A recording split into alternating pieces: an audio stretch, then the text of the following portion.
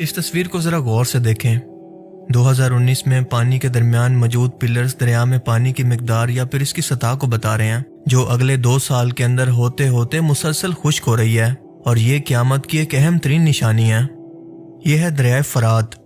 दरियाए फरात का खुश्क होना ही जंग हरमदून या फिर दुनिया की सबसे आखिरी जंग आर्मेगेडन के शुरू होने का आगाज है, जिसका वादा दुनिया के सबसे सच्चे इंसान हज़रत मोहम्मद सल्लल्लाहु अलैहि वसल्लम ने किया, जो हर सूरत पूरा होकर रहेगा। हज़रत अबू हुरैरा से रिवायत है कि रसूल पाक सल्लल्लाहु अलैहि वसल्लम ने फरमाया कि क़यामत उस वक्त तक कायम नहीं होगी जब तक कि दरियाए फरात से सोने का पहाड़ न निकल आए, जिसको लेकर बहुत ही खौफनाक लड़ाई होगी और हर लड़ाई के अंदर 100 में से 99 लोग मारे जाएंगे। इनमें से हर एक शख्स ये सोचेगा कि शायद मैं इस लड़ाई के अंदर बच जाऊं और इस तमाम माल को हासिल कर लूं। एक और रिवायत में आता है कि दरियाए फरात खुश्क होकर सोने के खजाने को ज़ाहिर कर देगा, लिहाजा जो शख्स भी इस वक्त मौजूद हो इसमें से कुछ भी ना ले। इस अहम तरीन हदीस मुबारका के अंदर कुर्बे क़यामत के करीब की एक अहम तरीन पेशन गोई की गई है, जिसके मुताबिक दरियाए फरात, जिसका बहाव इस दौर के अंदर भी अपने अरूज पर था और किसी के तसव्वुर में भी नहीं था कि ये कभी खुश्क हो सकता है, अनकरीब खुश्क होकर ऐसे लोगों की आजमाइश करेगा जो कि दुनिया के मालो ज़र या लालच का शिकार हुए या फिर बेदीन हुए और इस माल की खातिर एक दूसरे को कत्ल करेंगे। और ऐसे लोग जो कि रसूलुल्लाह सल्लल्लाहु अलैहि वसल्लम की हदीस मुबारका पर वैसे ही अमल करेंगे जैसा कि आपने फरमाया कि इस माल में से कुछ भी मत लेना। ये आजमाइश इन दोनों ग्रोहों को बिल्कुल अलग अलग कर देगी। इस पेशन गोई को समझने से पहले दरियाए फरात की तारीख और इसकी अहमियत को समझना इंतहाई ज़रूरी है। फरात यानी साफ पानी। ये दरिया तुर्की से शुरू होता है, फिर शाम और इराक से होता हुआ पर्शियन गल्फ तक पहुंच जाता है। वाक़या करबला इसी दरियाए फरात से निकाली गई एक नहर के किनारे पेश आया था, जिसे नहर अलकमा कहा जाता है। जब इमाम हुसैन अलैहिस्सलाम और आपके साथियों पर इस दरिया का पानी बंद करके सबको मजलूमाना शहीद कर दिया गया, इसीलिए रिवायात के अंदर इस दरिया की बहुत सारी फजीलतें बयान हुई हैं। इस दरिया की लंबाई है 2900 किलोमीटर और तुर्की के मशरकी हिस्से से ये शुरू होकर इराक और शाम से गुजरता है। दरियाए फरात और दरियाए दजला एक दूसरे के मतवाजी हैं और ये दोनों दरिया पर्शियन गल्फ के नज़दीक एक दूसरे से मिलते हैं और इसके बाद इसे शतुल अरब कहते हैं। यही दरिया ईरान और इराक का बॉर्डर है। फरात और दजला की वजह से इस इलाके की सरजमीन जरखेज है और ये ज़मीन बैनुन नहरीन के नाम से मशहूर है। ये सरजमीन इंसानी तहजीब का मरकज रही है और तारीख के अंदर मुख्तलिफ तहजीबों को इस सरजमीन के अंदर काफ़ी तरक्की हासिल हुई। मिसाल के तौर पर बाबुल के कदीमी दारुल खिलाफा की बुनियाद भी दरियाए फरात के इसी किनारे पर रखी गई। बाज़ रिवायात के मुताबिक फरात एक मुकद्दस और बाफजीलत दरिया है, जिसके अंदर जन्नत का पानी शामिल है, जो 7वें आसमान पर मौजूद एक बहुत बड़े दरख्त सिदरतुल मुंतहा की जड़ों से आ रहा है। साइंटिफिकली तौर पर आज ये बात साबित करना मुश्किल है कि 7 आसमानों पर मौजूद सिदरतुल मुंतहा से ये किस मीडियम के जरिए या फिर किस पाइप के जरिए ये पानी जमीन के अंदर पहुंच रहा है। ये बात तो अल्लाह ही बेहतर जानता है, लेकिन शायद आने वाले वक्तों के अंदर हम इसकी साइंस को भी दरियाफ्त कर लें।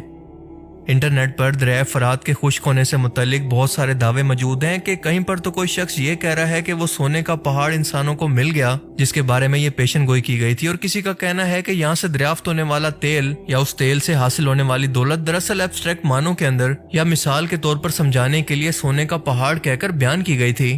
तो कोई दरियाए फरात के खुश्क होने वाले इलाकों से मिलने वाले इस पुरअसरार शहर को सोने के एक पहाड़ से तशबीह दे रहे हैं। जून 2022 को ये खबर आई कि इराक के अंदर एनवायरनमेंट की तब्दीली के 6 साल के बाद दरिया दजला के खुश्क होने से 3500 साल पुरानी एक बस्ती दरियाफ्त हुई है, और माहिरीन आसार कदीमा के मुताबिक दरिया दजला के खुश्क होने के बाद जाहिर होने वाली ये बस्ती 1275 से लेकर 1475 कबले मसीह के दरमियान कायम हुई थी। ये बस्ती जल्जले से तबाह हुई थी। बाबुल इराक का ये शहर दुनिया का सबसे पहला मेट्रोपॉलिटन शहर था, जिसे मेसोपोटामिया भी कहते हैं, लेकिन बाबुल अब खंडरात बन चुका है। बगदाद से 100 किलोमीटर दूर दरिया फरात के किनारे पर वाक़या यह इंसानी तारीख का पहला शहर था, जिसकी आबादी थी तकरीबन 2 लाख से भी ज्यादा। 4000 साल कबले मसीह की तहरीरों के अंदर भी इस शहर का तस्करा मिलता है। तौरात के मुताबिक हजरत आदम अलैहिस्सलाम बाबुल इराक के अंदर ही रहते थे। जब काबिल ने हाबिल को कत्ल किया तो काबिल अपने अहलो अयाल के साथ भागकर बाबुल के पहाड़ों में चला गया, तो इस जगह का नाम पड़ गया बाबुल, जिसके मायने है जुदाई। फिर जब हजरत इदरीस अलैहिस्सलाम मबूस हुए तो दूसरी जानिब काबिल की औलाद भी बढ़ गई, तो इसने पहाड़ों से नीचे उतरकर बहुत ही फसाद बर्पा किया, लेकिन इसके अंदर नेक लोग भी शामिल हो गए। तो हजरत इदरीस अलैहिस्सलाम ने अल्लाह से दुआ की कि इन्हें भी एक ऐसी सरजमीन अता करें जिसके अंदर बाबुल की सरजमीन की तरह एक दरिया बहता हो। मिस्र पहुंचकर इन लोगों ने इस जगह का नाम रखा बेबलियन, जिसके मायने है अच्छी जुदाई या अच्छी फरकत। कुछ लोग इन खंडरात को ही सोने के पहाड़ से तशबीह देते हैं, जिसके मुताबिक ये माहिरीन आसार कदीमा के लिए एक सोने के पहाड़ जैसा है। پر ایسا بالکل نہیں ہے۔ اس شہر کی دریافت ایک اہم کھوج تو ہے، پر اس کا رسول اللہ صلی اللہ علیہ وسلم کی پیشن گوئی سے کوئی تعلق نہیں۔ ترکیہ اور شام نے دریائے فرات پر بہت سارے ڈیم بنا رکھے ہیں، جس کی وجہ سے اس کے پانی کا لیول مسلسل کم ہو رہا ہے۔ اس پر پہلا ڈیم 1970 کے اندر بنایا گیا تھا، اور پھر 15 اپریل 2014 کو ترکی نے اس دریا کا بہاؤ مکمل طور پر بند کر دیا، جس کی وجہ سے ترکی اور شام کے بارڈر پر یہ کافی حد تک خشک ہو گیا، اور پھر یہ قدیم شہر دریافت ہوا۔ اب بابل شہر کیونکہ پرانی حکومتوں کا مرکز تھا، لہٰذا کچھ لوگوں کو امید ہے کہ یہاں پر دفن کوئی بہت بڑا سونے کا خزانہ اس شہر کے نیچے موجود ہو سکتا ہے۔ اس کے علاوہ اس کے آس پاس بہت چھوٹی چھوٹی ایسی چٹانیں موجود ہیں جن کے اندر سونے کی کافی مقدار موجود ہے، جو کہ یہاں کے لوکل لوگ تھوڑی تھوڑی مقدار میں نکالا کرتے تھے، لیکن جب یہ شہر زلزلے کے بعد تباہ ہوا تو یہ چٹانیں دریا کے نیچے ہی دفن ہو گئی۔ اس لیے آج بھی دریائے فرات کے نیچے موجود ان چٹانوں سے بہت معمولی مقدار کے اندر سونا نکالا جاتا ہے، جسے بنیاد بنا کر اس پیشن گوئی کو سچ بتایا جا رہا ہے، لیکن ایسا نہیں ہے، اور اب تک کہیں سے بھی دریائے فرات سے سونے کے پہاڑ یا بہت زیادہ مقدار کے اندر سونے کے پہاڑ یا پھر خزانے کے ملنے کی تصدیق نہیں ہو سکی۔ اور ایسا اس لیے بھی ہے کیونکہ حدیث مبارکہ کے الفاظ کے مطابق پہلے اس دریا کو مکمل طور پر خشک ہونا تھا، جبکہ آج بھی اس کے اندر کچھ پانی ابھی باقی ہے۔ سو ممکن ہے کہ مکمل خشک ہونے کے بعد ہمیں واقعی کوئی ایسا سونے کا پہاڑ دیکھنے کو مل جائے، یا پھر ایسا خزانہ دنیا کے سامنے آئے جو حدیث مبارکہ کے الفاظ کے بالکل مطابق ہو، یا یہ بھی ممکن ہے کہ ہم انسانوں کو اسے کھوجنے کی ضرورت ہی نہ پڑے، بلکہ اللہ تعالیٰ خود ہی اس پہاڑ کو بنا کھوجے اچانک سے انسانوں کے لیے ظاہر کر دے۔ اگر دریائے فرات اسی سپیڈ کے ساتھ مستقبل کے اندر بھی خشک ہوتا رہا تو ہمیں یہ عمل 1 سے 2 سال کے اندر ہی مکمل ہوتا دکھائی دے گا، تب تک ہمیں بس انتظار کرنا ہوگا۔